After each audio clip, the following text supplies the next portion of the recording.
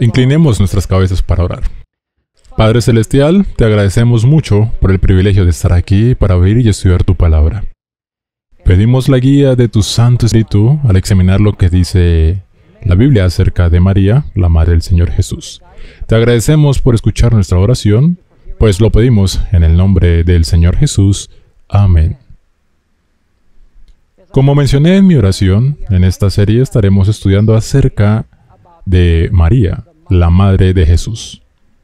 En el estudio de hoy miraremos lo que dice la Biblia acerca de María. Vamos a ser exhaustivos en nuestro estudio, es decir, vamos a mover cielo y tierra al examinar la evidencia bíblica. No vamos a embellecer el registro, no vamos a añadirle a la escritura, simplemente vamos a tomar el testimonio de las escrituras tal como está. Ahora, para algunos podría ser sorprendente que la Biblia no tiene mucho que decir acerca de María, la Madre de Jesús. En realidad, el único lugar en el que podemos verdaderamente encontrar a María mencionada es en los 4 evangelios. Después de los 4 evangelios, no hay mención directa a María, Madre de Jesús. Lo que vamos a hacer es que vamos a dar un paseo por los evangelios. De hecho, hay una referencia después de los evangelios, pero está en el contexto de lo que el Señor hizo después de su muerte en la cruz, en el día del Pentecostés. Vamos a examinar las referencias a María en orden cronológico. La primera referencia que vamos a encontrar sobre María está en las historias del nacimiento que se encuentra en los evangelios. El registro del nacimiento del Señor Jesús. El segundo lugar que vamos a tener en cuenta es cuando Jesús visitó el templo cuando tenía 12 años. Esa es la siguiente mención de María, la Madre de Jesús. Luego vamos a visitar la fiesta de matrimonio cuando el Señor fue a Cana y realizó su primer milagro al iniciar su ministerio. Luego vamos a examinar un par de referencias a María durante el ministerio de Jesús. Luego iremos a visitar las referencias a María cuando Jesús estaba colgando de la cruz en el Calvario. Finalmente, examinaremos a María tal como se encuentra en el día del Pentecostés, después de la muerte de Jesús. En realidad 50 días después de la resurrección de Cristo. Y luego, después de nuestro estudio juntos, vamos a examinar uno de los pasajes que algunos dicen que se refiere a María. Este es Apocalipsis capítulo 12. La mujer que estaba vestida de sol, parada en la luna, y que tiene en su cabeza una corona de 12 estrellas. A esta mujer se ha interpretado como María, Madre de Jesús, por lo que también examinaremos esa referencia.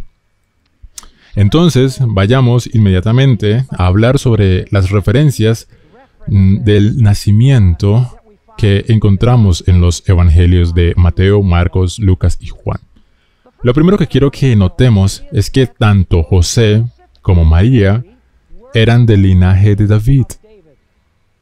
María, quien fue la madre natural de Jesús, era del linaje real de David, así como José. Lo que esto significa es que Jesús biológica y legalmente a través de José tenía derecho a la realeza, tenía derecho al trono de David. Por favor, vayamos al Evangelio de Lucas, capítulo 2, versículo 4. Notaremos que José era del linaje de David. Dice allí, y subió José de Galilea, de la ciudad de Nazaret, a Judea, a la ciudad de David, que se llamaba Belén, por cuanto era de la casa y familia de David. José era muy claramente de la casa de David. Pero las Escrituras dejan igualmente claro que María también era del linaje de David. Noten Romanos capítulo 1, versículo 3. Romanos capítulo 1, versículo 3. Dice, acerca de su Hijo, que fue hecho de la simiente de David según la carne. Noten que Jesús obtuvo su carne de María. Entonces, si nació de la simiente de David, según la carne, debe significar que María era del linaje de David. Quiero también leer una declaración de esta majestuosa biografía de Jesús llamada El deseado de todas las gentes. Esta cita se encuentra en la página 30.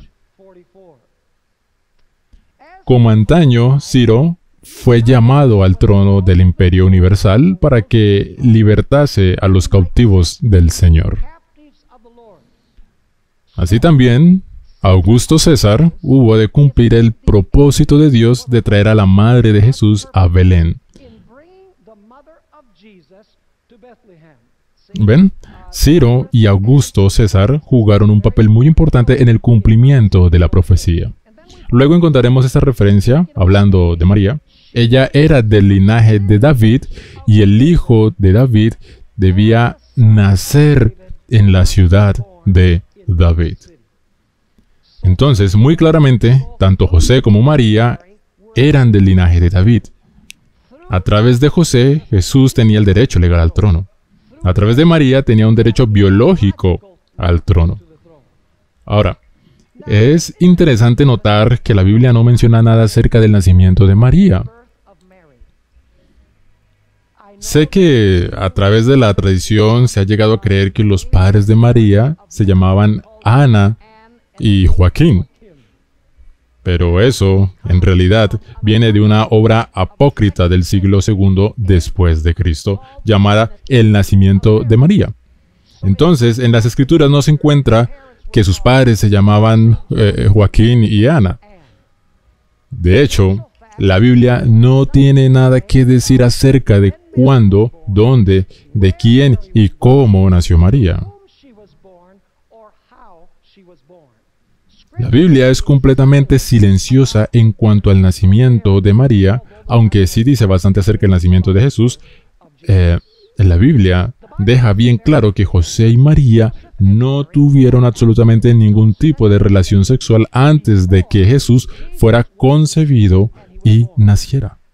Quiero leer 3 pasajes de los Evangelios que nos muestran que Jesús nació de una virgen. Noten Lucas capítulo 1, versículo 26 y 27. Lucas capítulo 1, versículo 26 y 27 dice: Y al 6º mes, el ángel Gabriel fue enviado de Dios a una ciudad de Galilea, llamada Nazaret, a una virgen desposada. Eso significa comprometida, con un varón que se llamaba José, de la casa de David. ¿Ven? Ahí lo tenemos de nuevo, de la casa de David, y el nombre de la virgen era María. Debemos recordar que Lucas era un médico, así que Lucas sabía muy bien lo que es una virgen.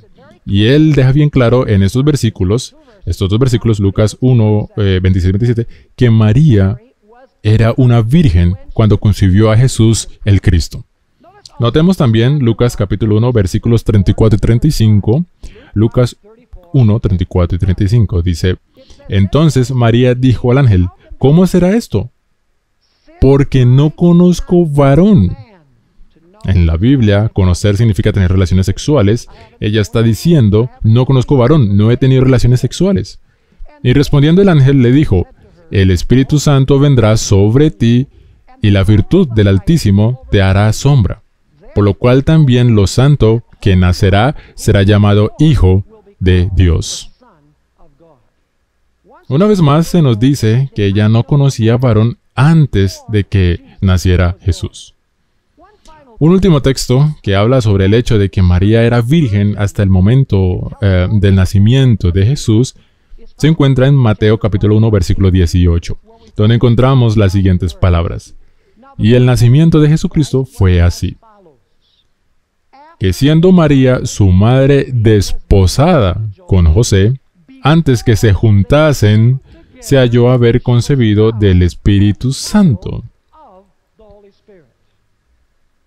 Una vez más, ella concibió a este niño en su vientre antes de que se hubiera juntado. Ahora, una pregunta que surge muy frecuentemente es si María tuvo hijos después de que Jesús naciera. Si María fue una virgen perpetua y si José fue virgen perpetuamente. Algunos creen que José nunca tuvo relaciones sexuales con María, ya sea antes, obviamente, o después de que naciera Jesús. Eso puede corroborarse con el testimonio de la Santa Escritura. Bien, veamos lo que dice la Biblia. Noten Lucas capítulo 2, versículo 7. Lucas capítulo 2, versículo 7. Y hoy solo estamos estudiando la base bíblica. Vamos a estudiar todo lo que la Biblia tiene que decir acerca de María. Vamos a mover cielo y tierra. No hay referencias que las que vamos a mirar, así que queremos saber lo que dice la Biblia acerca de María. Lucas 2, versículo 7. Dice ahí, y parió a su hijo primogénito, y le envolvió en pañales, y acostóle en su pesebre, porque no había lugar para ellos en el mesón. Noten que a Jesús se le llama, ¿qué? El hijo primogénito. No tendría sentido llamarle hijo primogénito si ella no hubiera tenido más hijos, en cuyo hubiera dicho su único hijo. Pero Jesús es llamado su hijo primogénito. Noten también Mateo, versículos 24 y 25. La idea es que María no tuvo ninguna relación sexual incluso después de que Jesús hubo nacido.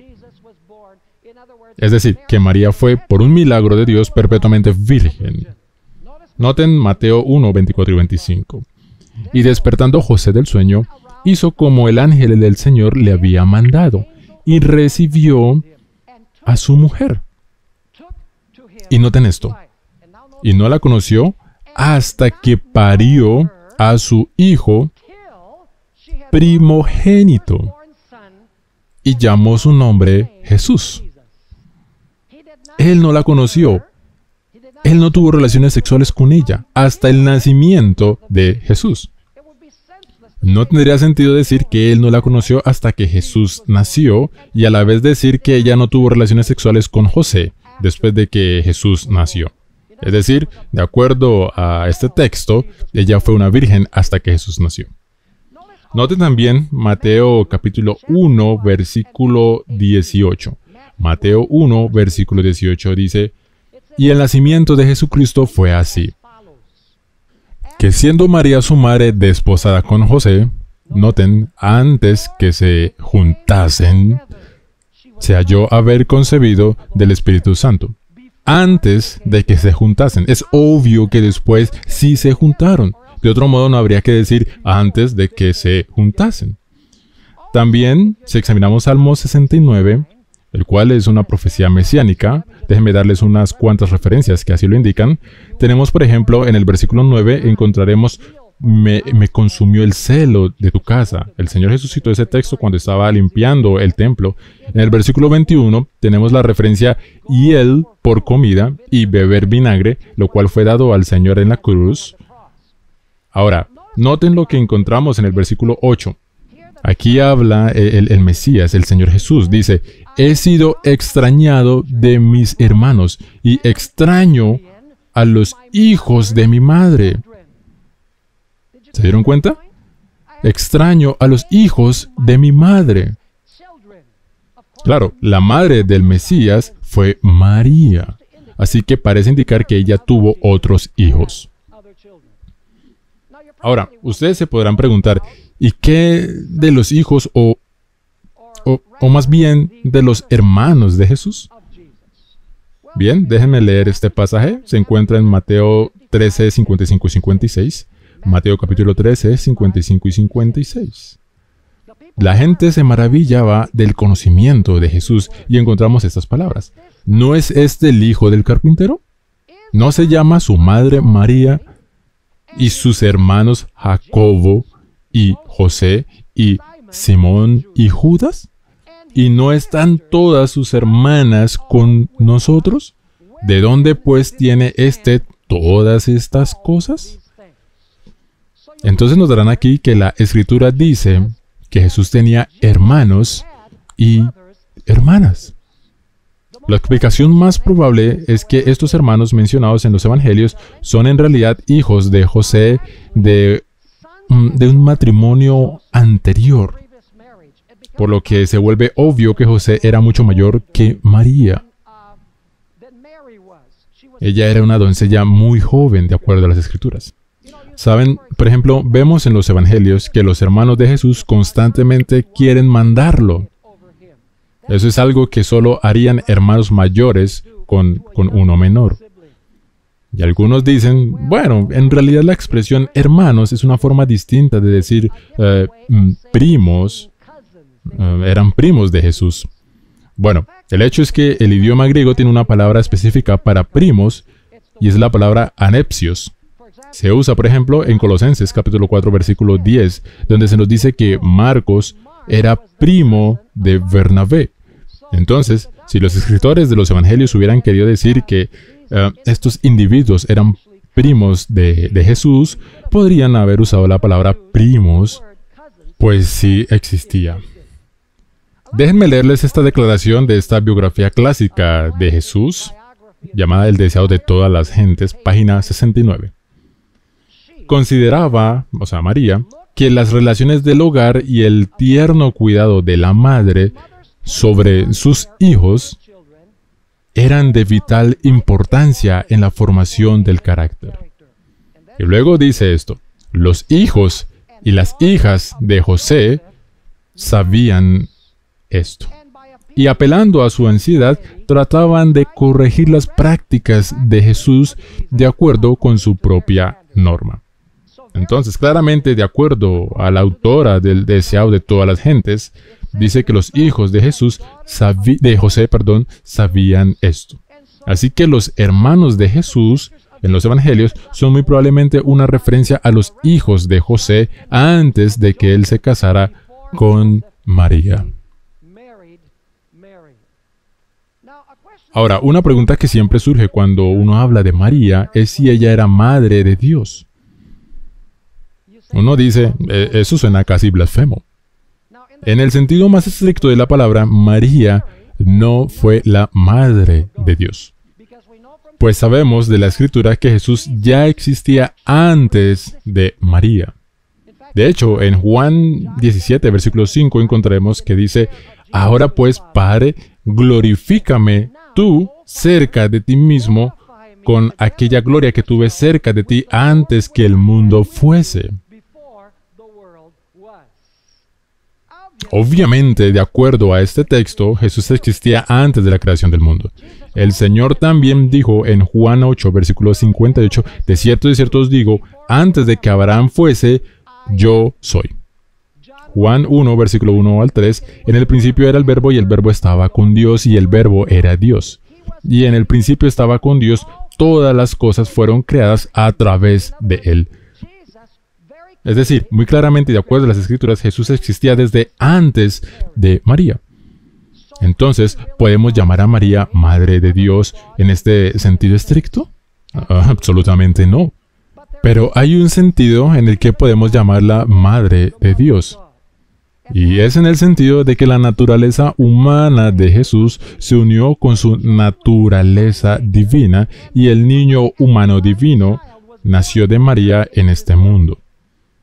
En ese sentido, se puede decir que María trajo al Dios hombre a este mundo. Al Dios hombre nació de María. Pero en el sentido más estricto de la palabra, no podemos decir que María sea madre de Dios, pues Jesús existía como Dios antes de la encarnación. De hecho, quiero leerles una declaración muy interesante que encontramos en el devocional Exaltad a Jesús. Dice allí, la naturaleza humana del Hijo de María fue cambiada en la naturaleza divina del Hijo de Dios. No. Las dos naturalezas se mezclaron misteriosamente en una sola persona, el hombre Cristo Jesús. Entonces, María sí trajo al Dios hombre a este mundo, pero la divinidad de Jesús existía antes de su humanidad, antes de su encarnación. Ahora, notemos algunas características de María. Primero que nada, María era una persona muy humilde y obediente. Notemos Lucas, capítulo 1, versículo 38. Lucas capítulo 1, versículo 38. Noten lo que encontramos cuando el ángel le dice que ha sido escogida para traer al Mesías al mundo. Entonces María dijo, «He aquí la sierva del Señor, hágase a mí conforme a tu palabra». En otras palabras, estoy dispuesta. Y antes de que alguien piense que esto fue algo fácil, hay que recordar que muchos no creían que lo que había sido concebido en el vientre de María fue realmente el Hijo de Dios. Creían que José y María habían tenido relaciones antes del matrimonio, así que María tendría que vivir toda su vida con ese estigma de haber sido infiel y cometido actos inapropiados antes de que Jesús fuera concebido, antes de casarse con José. Ahora, también me gustaría mencionar que María, además de ser humilde y obediente, era también bastante pobre. Eso lo sabemos porque cuando Jesús fue llevado al templo para ser dedicado, ellos no pudieron, José y María, llevar el cordero normal que se requería para el servicio de dedicación. Quiero leer Lucas capítulo 2, versículo 22 al 24, donde se hace referencia a la ley de Levítico capítulo 12, versículo 6 al 8, en cuanto a lo que se debía llevarse a la dedicación. Dice allí en Lucas 2, 22, «Y como se cumplieron los días de la purificación de ella, conforme a la ley de Moisés, le trajeron a Jerusalén para presentarle al Señor, como está escrito en la ley del Señor. Todo varón que abriere la matriz será llamado santo al Señor. Y para dar la ofrenda conforme a lo que está dicho en la ley del Señor, un par de tórtolas o 2 palominos». Si uno regresa a Levíticos, descubre que solo los que no podían costear un cordero tenían permitido llevar un par de tórtolas o 2 palominos. Otra característica interesante de María es que ella fue bendecida. Quiero resaltar que la Biblia no dice que ella fue bendecidora, sino que fue bendecida. Noten Lucas capítulo 1, versículo 48 y 49. Porque ha mirado a la bajeza de su criada. Porque he aquí, desde ahora, me dirán bienaventurada todas las generaciones, porque me he hecho grandes cosas el poderoso, y santo es su nombre. Obviamente sería una gran bendición tener el privilegio de traer al Mesías al mundo. Así que el texto nos dice claramente que María fue grandemente bendecida por el Señor. Noten también el versículo 42 de Lucas capítulo 1. Dice, y exclamó a gran voz y dijo, esta es Elizabeth, bendita tú entre las mujeres y bendito el fruto de tu vientre.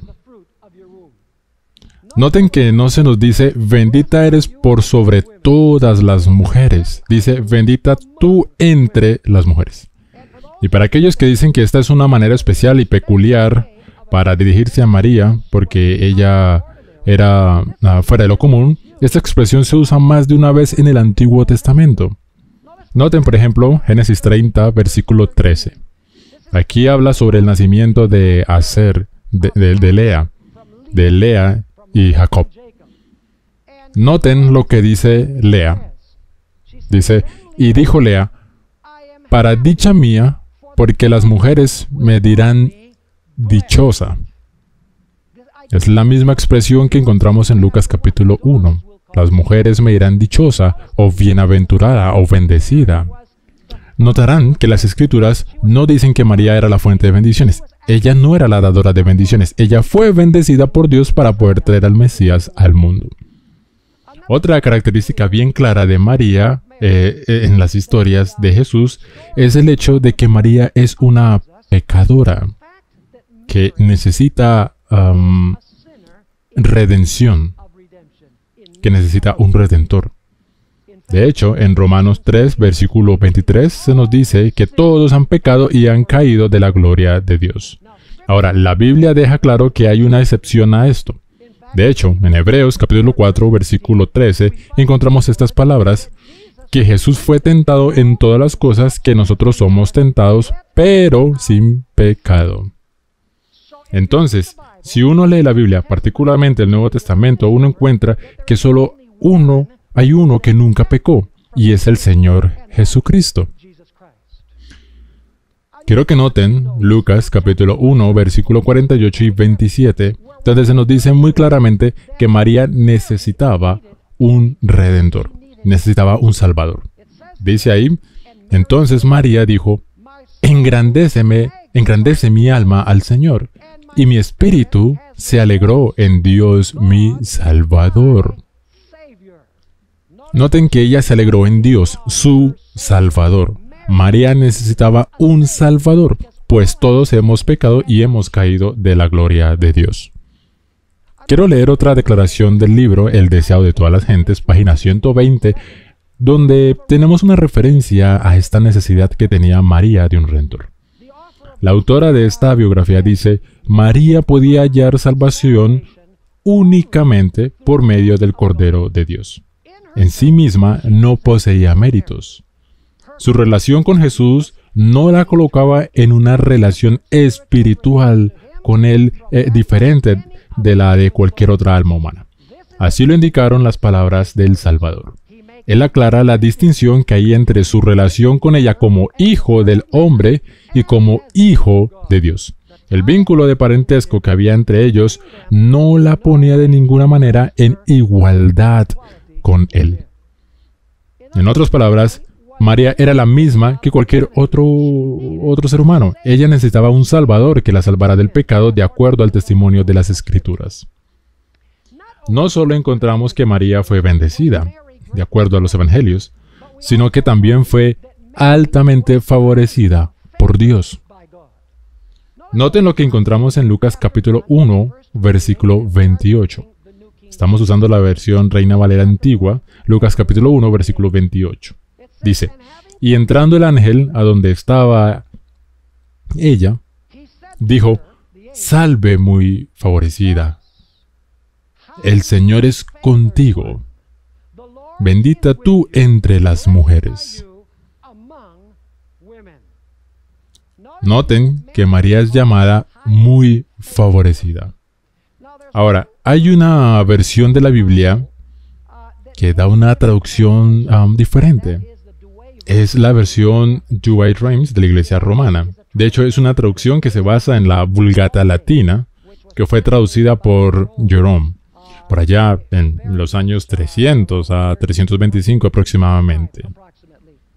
La Vulgata Latina traduce, en vez de muy favorecida, gratia plena, que quiere decir María llena de gracia. Y la idea es que María está llena de gracia y por lo tanto es un dispensario de gracia, es decir, está llena de gracia y así puede derramar y dar gracia a la gente que va a ella después de su supuesta asunción al cielo. Ahora, Lucas, capítulo 1, versículo 30, destaca el hecho de que ella encontró gracia ante los ojos del Señor, encontró favor, ella no da favor. Lucas 1, versículo 30 dice, entonces el ángel le dijo, María, no temas, porque has hallado gracia cerca de Dios. Una vez más noten que ella encontró gracia o favor. Ella no da la gracia o el favor. De hecho, la Biblia deja bien claro que solo hay uno que es lleno de gracia, y es Jesucristo. Noten Juan 1, versículo 14, y Juan 1, versículo 14 dice, y aquel verbo fue hecho carne y habitó entre nosotros, y vimos su gloria, gloria como del unigénito del Padre, lleno de gracia y de verdad. ¿Quién es el que está lleno de gracia? Es Jesús, quien está lleno de gracia. María fue muy favorecida, recibió gracia del Señor, pero las Escrituras nunca dicen que ella es la dispensaria de la gracia. Otra característica interesante de María es que ella conocía su Biblia. Ella conocía las Escrituras del Antiguo Testamento. Ustedes dirán, ¿cómo sabemos esto? Noten Mateo 13, versículos 54 y 55. Este texto ya lo leímos, pero leámoslo de nuevo, en un nuevo contexto ahora. Dice, y venido a su tierra, hablando de Jesús, les enseñaba en la sinagoga de ellos, de tal manera que ellos estaban atónitos y decían, ¿de dónde tiene esta sabiduría y estas maravillas? ¿No es este el hijo del carpintero? ¿No se llama su madre María y sus hermanos Jacobo y José y Simón y Judas? ¿Y no están todas sus hermanas con nosotros? ¿De dónde pues tiene todas estas cosas? Se vuelve bien obvio que María había educado a Jesús en casa. María había revisado las escrituras del Antiguo Testamento con Jesús. Ella pensaba que el mayor trabajo al que podía aspirar era educar a sus hijos en el temor del Señor. Uno puede imaginarse a Jesús sentado en la rodilla de María a medida que ella revisaba las historias del Antiguo Testamento que apuntaban al Mesías. ¿Saben? Ustedes habrán escuchado sobre el Magnificat, que es donde María exalta y alaba a Dios por haberla escogido para ser madre del Mesías. Se encuentra en Lucas capítulo 1, versículo 46 a 55. Al uno leer el Magnificat, se da cuenta que es en realidad una colección de textos del Antiguo Testamento y es la que canta esta canción. ¿Sabían que ella usa un texto de Primera de Samuel, varios textos de los Salmos e incluso referencia el libro de Jacob? Entonces encontramos que María claramente tenía un muy buen conocimiento del Antiguo Testamento y compartió este conocimiento con Jesús. Y claro, en un momento llegaremos a la visita de Jesús al templo, el cual el Señor estaba en realidad enseñándole unas cuantas cosas a los rabinos y les estaba enseñando de las escrituras del Antiguo Testamento. Obviamente muchas de esas enseñanzas las había escuchado de María, su madre. Ahora, cuando uno mira la historia del nacimiento de Jesús, uno descubre que Jesús es el centro de atracción, nunca María. Por ejemplo, acabo de mencionar este texto en Mateo capítulo 1, versículo 11. Se nos dice que cuando los sabios entraron, se inclinaron y adoraron a Jesús. En Lucas 2, versículos 17 y 18 encontramos que cuando los pastores entraron, se maravillaron por el niño y cuando se fueron, empezaron a anunciar al niño por todas partes. Nada acerca de exaltar a María en las mentes de los pastores. También José y María, de acuerdo a Lucas 2, versículo 33, dice que se maravillaron por lo que Simeón dijo acerca de Jesús. Uno puede leer estas escenas del nacimiento en los evangelios y se dará cuenta que Jesús siempre es el centro de atracción, nunca José ni María. Ahora, lo que Simón le dijo a María cuando llevaron a Jesús al templo para ser dedicado fue muy importante. En Lucas capítulo 2, versículo 35, Simeón le dice, y una espada traspasará tu alma de ti misma. ¿Sabían que María sufrió junto con Jesús a lo largo de su ministerio? Lo que culminó con la muerte de Jesús en la cruz. No podemos negar que María sufrió junto con Jesús. Vamos a hacer un poco después de esta serie que algunos creen que María es corredentora con Jesús. Corredentora, pues ella experimentó el sufrimiento y la agonía que experimentó el Señor Jesús. Ahora, no podemos negar que María sufrió con Jesús, pero ¿esto levanta a María al nivel de corredentora con Jesús? Tendremos que lidiar con esto luego. Ahora, ¿qué quiso decir Simeón cuando dijo que una espada traspasará el alma de María? Él estaba en realidad refiriéndose a la crucifixión del Señor. Ustedes dirán, ¿cómo sabemos eso? Porque él estaba citando una profecía de Zacarías 13, versículo 7, donde dice, levántate, oh espada, sobre el pastor y sobre el hombre compañero mío, dice el Señor de los ejércitos, hiere al pastor y se derramarán las ovejas. Así que hemos examinado las escenas del nacimiento, las escenas que hablan del nacimiento de Jesús y hemos notado varias características de María, la madre de Jesús. Ahora debemos movernos al momento en que Jesús fue llevado al templo a su Bar-Jisva. En otras palabras, va a convertirse en hombre y es llevado a Jerusalén, probablemente por primera vez en el periodo de la Pascua. Y queda profundamente impactado al ir en Pascua y observar esas ceremonias que tienen lugar en el templo. Todo en el servicio del templo parece hablar de su vida, de su misión, de su origen y de su destino. Quiero leer este pasaje, es más bien largo, y al ir leyendo quiero ir haciendo un comentario sobre la visita de Jesús al templo. Lucas capítulo 2, empezando con el versículo 43. Recuerden que en este momento Jesús tiene 12 años. Dice el versículo 43, y acabados los días, volviendo ellos, se quedó el niño Jesús en Jerusalén, sin saberlo, José y su madre. Quiero que noten que en este punto, José seguía, ¿qué? Seguía vivo. Dice, sin saberlo José y su madre. Me parece muy interesante que no dice sus padres. No dice José su padre y María su madre. Dice José y su madre. Parece indicar que María es su madre, pero José, ¿qué? No es su padre. Continúa diciendo, versículo 44, y pensando que estaba en la compañía, como que lo descuidaron, anduvieron camino de un día y le buscaban entre los parientes y entre los conocidos. Mas como no le hallasen, volvieron a Jerusalén buscándole. ¿Pueden imaginarse la agonía en los corazones de José y María por haberse perdido Jesús? Noten el tiempo que estuvo perdido.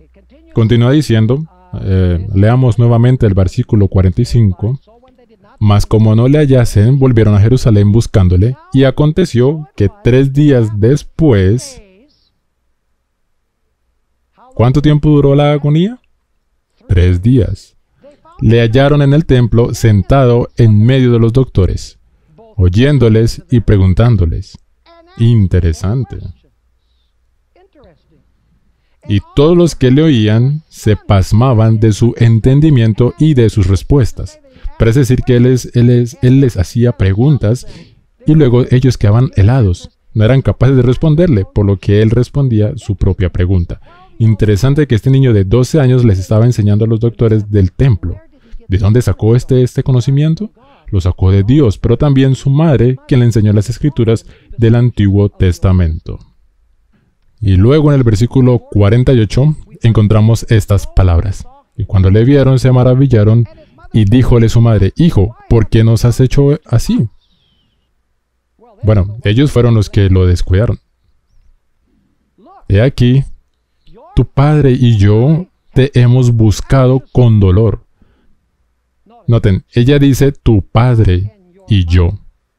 Ahora miren la respuesta del Señor, versículo 49. Entonces Él les dice, ¿qué hay?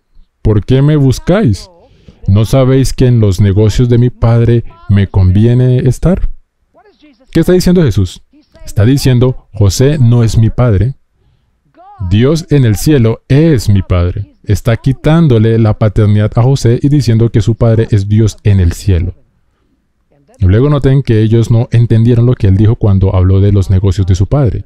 Dice en el versículo 50, y noten bien, ellos no entendieron las palabras que él les habló, y descendió con ellos y vino a Nazaret, y estaba sujeto a ellos. Y su madre guardaba todas estas cosas en su corazón. Es decir, estaba reflexionando sobre sus palabras. Él dijo que le conviene estar en los negocios de su padre. Negó ser hijo de José. Y está hablando de los negocios de su padre. Y ella está pensando en estas cosas. Está tratando de resolver este profundo misterio que se desenvuelve en su mente. Ahora bien, quiero leer otra declaración del deseo de todas las gentes en la página 62. María había de presenciar su última agonía, y Jesús deseaba que ella comprendiese su misión, a fin de que fuese fortalecida para soportar la prueba cuando la espada atravesara su alma. Así como Jesús había estado separado de ella y ella le había buscado con pesar 3 días, cuando fuese ofrecido por los pecados del mundo, lo volvería a perder 3 días. Y cuando saliese de la tumba, su pesar se volvería a tornar en gozo. Pero cuánto mejor habría soportado la angustia de su muerte si hubiese comprendido las Escrituras hacia las cuales trataba ahora de dirigir sus pensamientos. Es decir, hasta este punto María no entendía las Escrituras que hablaban del Mesías. Quiero que recuerden esto, pues posteriormente en esta serie vamos a regresar a esta idea. Pues hay quienes creen que ella sabía todo lo que iba a pasar con Jesús desde incluso antes de ser concebido en su útero. Pero claramente la Biblia nos dice que no entendía las palabras del Señor cuando dijo que le convenía estar en los negocios de su padre. Ahora debemos avanzar a la experiencia en las bodas de Caná, la siguiente referencia a María, la madre de Jesús. Para este punto, sabemos que José ya estaba muerto. Ustedes dirán, ¿cómo sabemos que Jesús había muerto? Pues por 3 razones. La primera es que en Juan 2, versículo 12, cuando María regresó a casa, después de las bodas de Caná, se nos dice que ella regresó a casa con los hermanos de Jesús, pero no hay mención de José. Noten que Juan 2, versículo 12 dice, después de esto, descendió a Capernaum, él y su madre, y hermanos, y discípulos. Y estuvieron allí no muchos días. No hay referencia alguna sobre José. También en Marcos 3, que veremos en un momento, Marcos 3, 31, versículos 31 al 35, encontramos que los hermanos de Jesús y María van a ver a Jesús durante su ministerio, y encontramos que no hay referencia a que José vaya con María, ni con los hermanos del Señor. Es más, cuando el Señor estaba en la cruz del Calvario, encontramos que Él entrega a María en manos de Juan. Nunca hubiera hecho así José si José hubiera seguido con vida. Entonces, en este punto, cuando Jesús empezó su ministerio, José ya estaba muerto. De hecho, El deseo de todas las gentes, página 118, dice, la muerte le había separado de José, quien había compartido con ella el conocimiento del misterio del nacimiento de Jesús. Ahora no había nadie a quien pudiese confiar sus esperanzas y temores. Y claro, que en la boda se acaba el vino, por lo que María va a Jesús y le dice, no hay vino. Obviamente está intentando que Jesús haga algo al respecto. Y el Señor le responde, ¿qué tengo contigo, mujer? No está siendo despectivo ni respetuoso. Era una forma común en la que los hijos se dirigían a su madre. Está diciendo, mi hora no ha llegado. ¿Qué quiso decir con que su hora no había llegado? En un sentido, estaba reprochando amable, pero firmemente a María. Bien, en El deseo de todas las gentes, página 121, encontramos la explicación de lo que quiso decir Jesús con que su hora no había llegado. Saben, en los evangelios el Señor dice que llegará la hora en que todos los que están en los sepulcros oirán su voz, ¿cierto? En esa hora él será el Mesías glorioso. Notemos a la luz de esa declaración en Juan 5, 28 y 29, lo que encontramos en el deseo de todas las gentes. Y nuevamente la página es 121. Al decir a María que su hora no había llegado todavía, Jesús contestaba al pensamiento que ella no había expresado. ¿Ven? Él sabía lo que ella pensaba. La expectativa que acariciaba en común con su pueblo. ¿Qué expectativa era esa? Continúa la descripción. Esperaba que se revelase como Mesías y asumiese el trono de Israel. Pero el tiempo no había llegado. Jesús había aceptado la suerte de la humanidad, no como rey, sino como varón de dolores, familiarizado con el pesar. Ella estaba esperando que él se declarara rey, se sentara en el trono, destruyera a los romanos y pusiera a la nación judía donde debía estar, en la cima. Pero el Señor le dijo, ese momento, esa hora, no ha llegado. No es el momento. Saben, en este punto María tenía la sensación de que ella tenía ciertos derechos y atribuciones sobre Jesús por ser su madre. Noten este comentario del libro Espíritu de Profecías, volumen 2, página 101. Solo está en inglés. Encontramos estas palabras con respecto a la respuesta de Jesús a María. Su proceder fue respetuoso, pero firme. Quiso enseñarle a María que el tiempo en que ella lo controlaba como madre había terminado. Su gran obra yacía ahora delante de él y nadie debía dirigir concerniente al ejercicio de su poder divino.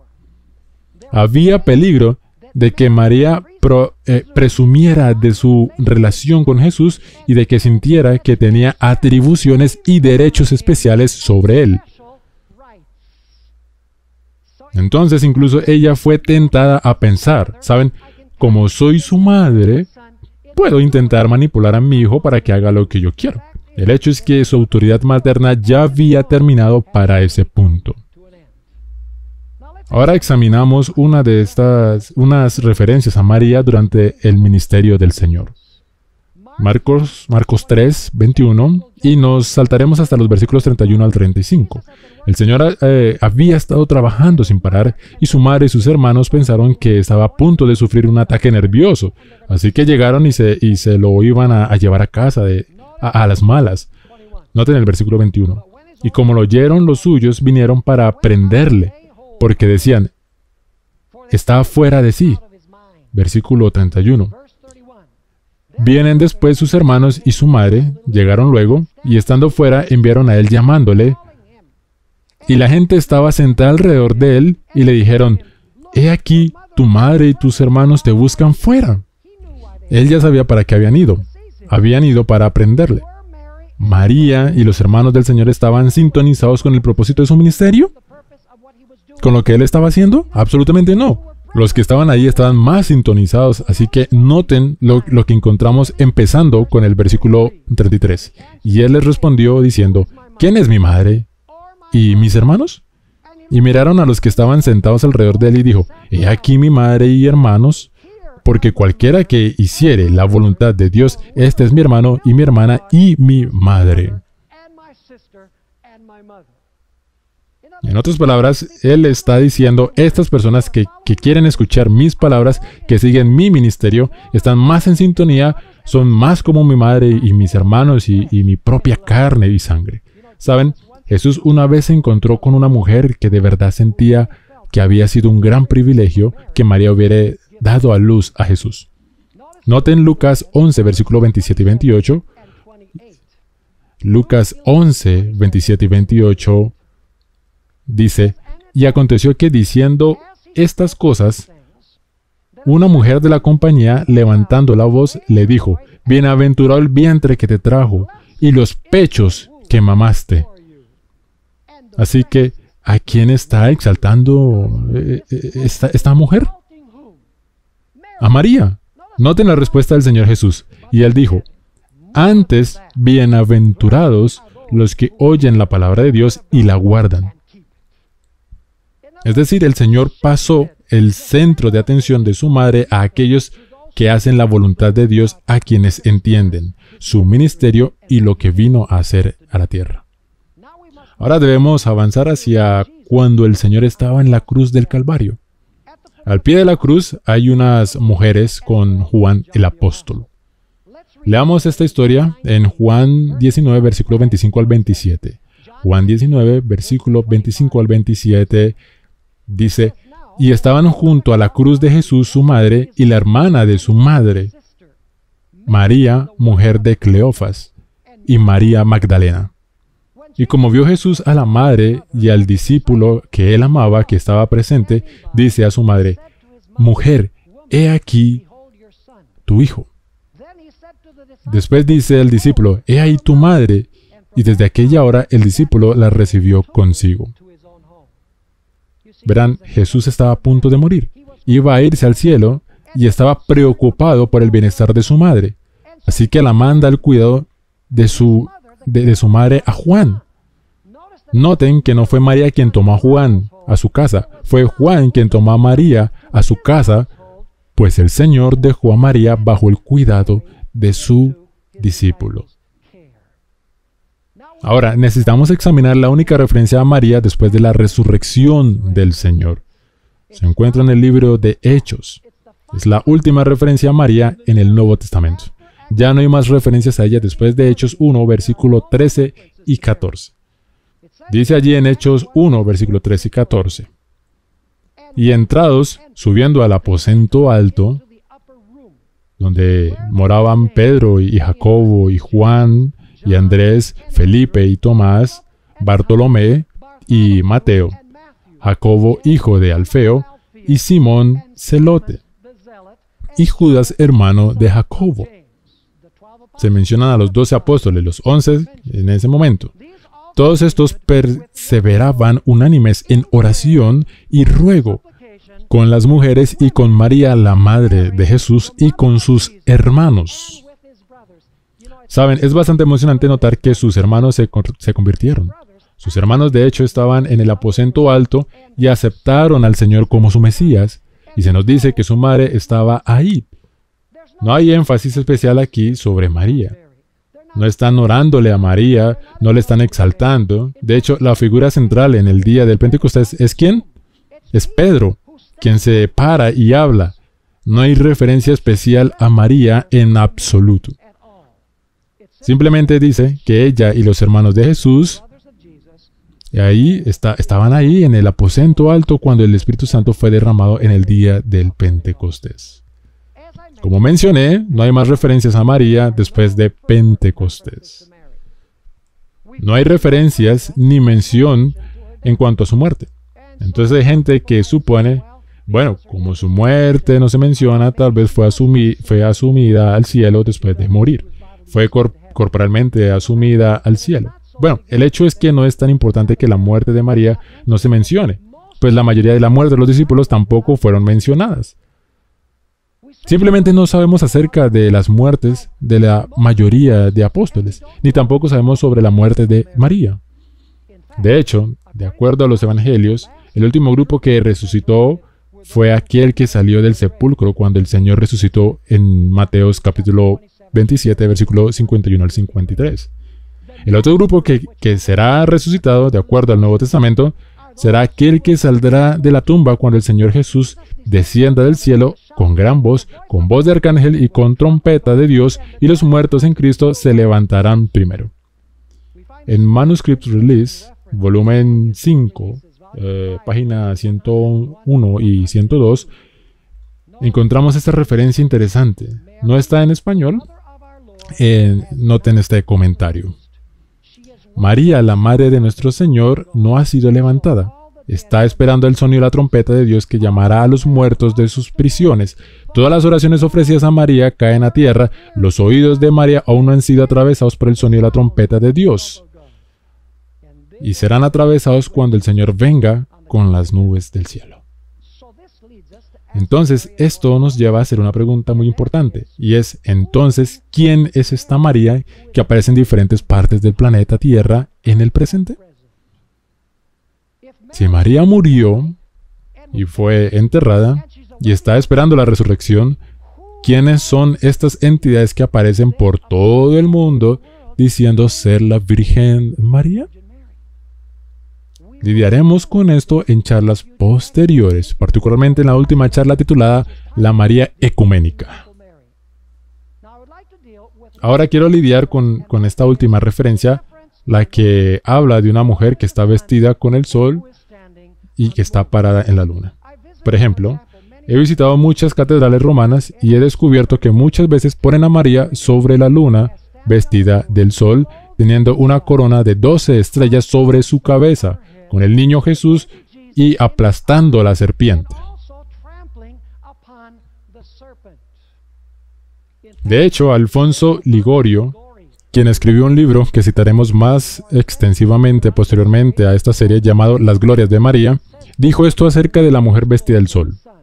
Dijo, fue ella quien fue vista por San Juan en el Apocalipsis, vestida del sol, y luego cita el versículo, y una gran señal apareció en el cielo, una mujer vestida del sol. Ahora, ¿esta mujer en Apocalipsis 12 es María? Si uno mira cuidadosamente el texto, uno encuentra que no es así. Primero que nada, estamos tratando con símbolos. Y en la profecía bíblica, ¿una mujer representa qué? Una mujer representa a la iglesia. No es una mujer literal en absoluto. Luego se nos dice que la mujer se fue al desierto por 1260 días, que son en realidad 1260 años.